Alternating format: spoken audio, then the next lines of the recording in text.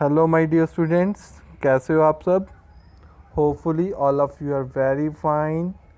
So let's start our today's math class.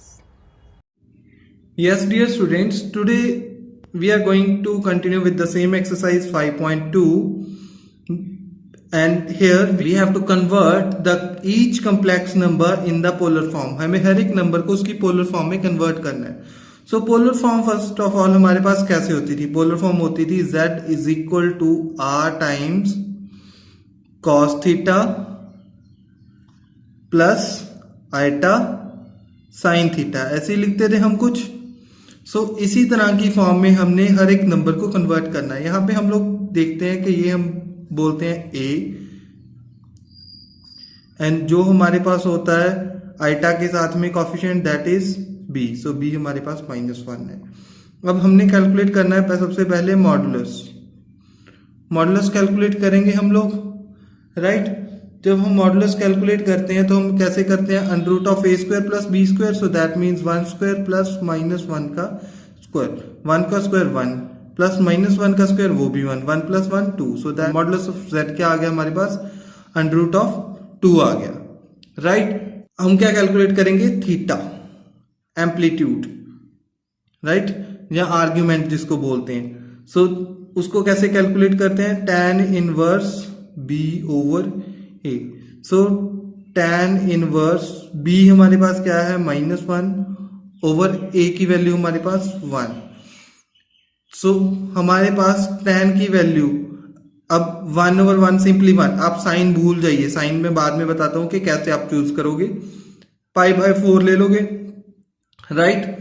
अब sign का देखते हैं. हमने प्रिंसिपल आर्ग्यूमेंट लेना होता है ना. प्रिंसिपल आर्ग्यूमेंट के लिए हमने कल एक सीखा था ऐसे क्वाड्रेंट्स में, राइट.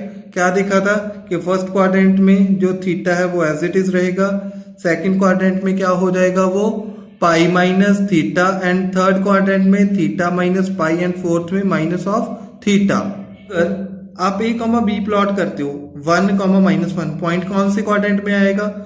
पॉजिटिव, नेगेटिव, ठीक है. सो हमारे पास x क्या होना चाहिए? Positive, y negative. सो ये आ जाएगा हमारे पास फोर्थ क्वाड्रेंट में. फोर्थ क्वाड्रेंट में थीटा क्या होता है? Minus theta. So that means हम इसे राइट कर देंगे -π/4. I think this is clear. सो अब हमें z कैसे लिखते थे हम लोग? r cos theta plus iota sine theta. अब इसी फॉर्म में लिख देंगे z is equal to r की वैल्यू √2 cos थीटा की value -π/4 plus iota sine theta की वैल्यू -π/4. सो ये आ गया हमारे पास polar form. Question number 4 that is -1 plus iota. So यहाँ पे भी सोल्यूशन राइट करेंगे, राइट. यहाँ पे a क्या है हमारे पास? a की वैल्यू -1, b की value 1. Now modulus of z calculate करोगे, that is under root of -1 का स्क्वायर प्लस 1 का स्क्वायर. ये हम कैलकुलेट करेंगे. -1 का स्क्वायर 1 प्लस 1 का स्क्वायर 1. 1 प्लस 1 2, अंडर रूट 2 आ जाएगा. यहाँ पे भी सेम हमारे पास, राइट.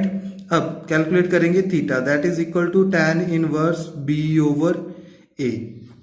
अब tan इनवर्स b की वैल्यू हमारे पास 1, a की वैल्यू -1. अब भी हमारे पास सेम π/4 ही आएगा. बट अब क्वाड्रेंट देखेंगे तो क्या बन जाएगा हमारे पास? माइनस प्लस वाला हमारे पास कौन सा क्वाड्रेंट होता है? Second quadrant. सेकंड क्वाड्रेंट में हम लोग थीटा को कैसे राइट करते हैं?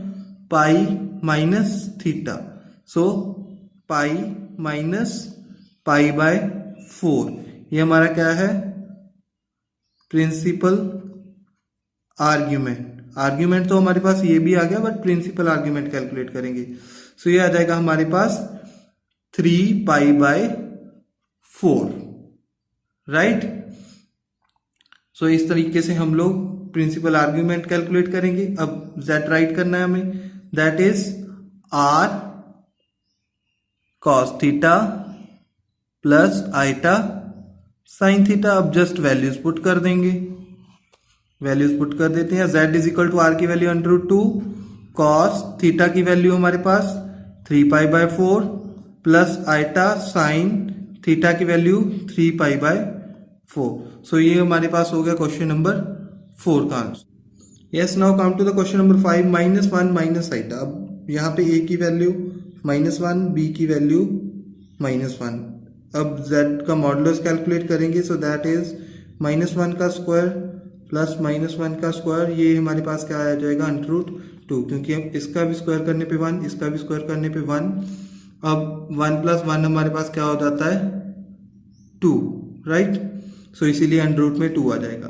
अब मॉडुलस के बाद क्या कैलकुलेट करते हैं, theta argument, that is tan inverse b/a।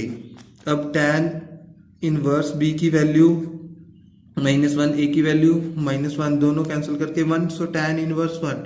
tan की वैल्यू 1 हमारे पास कहाँ पे आती है, tan की वैल्यू 1 हमारे पास आती है एट द π/4। अब हमें प्रिंसिपल आर्ग्यूमेंट देखना है। प्रिंसिपल आर्ग्यूमेंट के लिए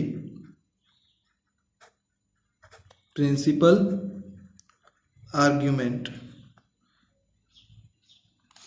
अब हमारे पास दोनों माइनस में है, दोनों माइनस में कहाँ पे आते हैं हमारे पास, थर्ड क्वाड्रेंट में। एंड थर्ड क्वाड्रेंट में क्या होता है, थीटा माइनस पाई। सो हम लोग यही कर देंगे, π/4 माइनस पाई।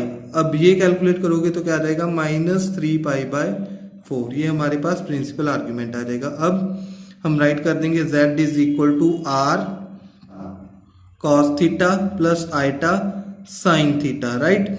अब इसकी वैल्यूज पुट करनी है जस्ट हमें। z = r की value √2 cos -3 π/4 plus iota sine -3 π/4। Yes dear students, here is the question number 6. Write the solution here. इसमें हमारे पास a की वैल्यू तो दी गई है -3, बट b की वैल्यू हमें नहीं दी गई, सो दैट मीन्स इसको 0 लेंगे, राइट। एंड अब जब मॉडुलस ऑफ z कैलकुलेट करेंगे तो वो क्या आ जाएगा, -3 का स्क्वायर प्लस 0 का स्क्वायर होल √। सो इसको सॉल्व करेंगे तो हमारे पास आ जाएगा 3। Now calculate theta, that is tan inverse p/a। Now tan inverse b की वैल्यू हमारे पास 0, a की वैल्यू -3, 0 अपॉन एनीथिंग क्या होता है, 0। एंड tan की वैल्यू 0 कहां पे होती है, tan 0 कहां पे होता है हमारे पास, एट 0, एंगल 0 पे होता है, या फिर उसके बाद पाई पे आता है। अब हमारे पास 0 या पाई क्या आएगा, ये हमें कैसे पता चलेगा, हम देखते हैं ये क्या है, -3। -3 कहाँ पे लाई करेगा, यहाँ पे लाई करेगा, ये कौन सी है, एक्स एक्सिस, और यहाँ पे लाई करेगा तो ये कितना एंगल बनता है, पाई। सो दैट्स वाई आंसर क्या आ जाएगा हमारे पास, पाई। सो प्रिंसिपल आर्ग्यूमेंट क्या आ जाएगा, प्रिंसिपल आर्ग्यूमेंट इज पाई। अब z कैसे राइट करते थे, r cos theta plus iota sine theta. अब यहां पे भी क्या आ जाएगा, z, r की value that is 3, modulus z को ही r बोलते हैं हम लोग, cos theta cos of pi plus iota sine of pi. Question number 7 में विजिबल है कि a की वैल्यू √3 एंड b की वैल्यू 1 है। सो मॉडुलस ऑफ z और r जिसको बोलते हैं वो कैसे कैलकुलेट करेंगे, मॉडुलस √3 का स्क्वायर प्लस 1 का स्क्वायर। √3 का स्क्वायर हमारे पास क्या आ जाएगा, दैट इज 3 प्लस 1 का स्क्वायर करेंगे 1, सो 3 + 1 4, √4 की वैल्यू 2 आ जाएगी, राइट। सो ये वैल्यूज जब हमने राइट कर दी, उसके बाद हम क्या कैलकुलेट करते हैं, theta = tan inverse b/a। And tan inverse b की वैल्यू हमारे पास क्या है, 1, a की वैल्यू √3, और 1/√3 हमारे पास कहाँ पे आता है, π/6 पे। अब हमारे पास देखेंगे कि दोनों प्लस के हैं, so that means first quadrant में प्रिंसिपल आर्ग्यूमेंट थीटा ही रहता है,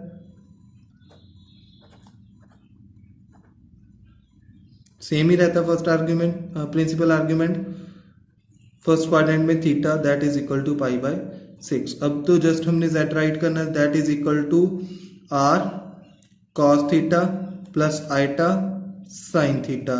सो वो क्या हो जाएगा, z is equal to r की value 2 cos pi by 6 plus iota sine pi by 6।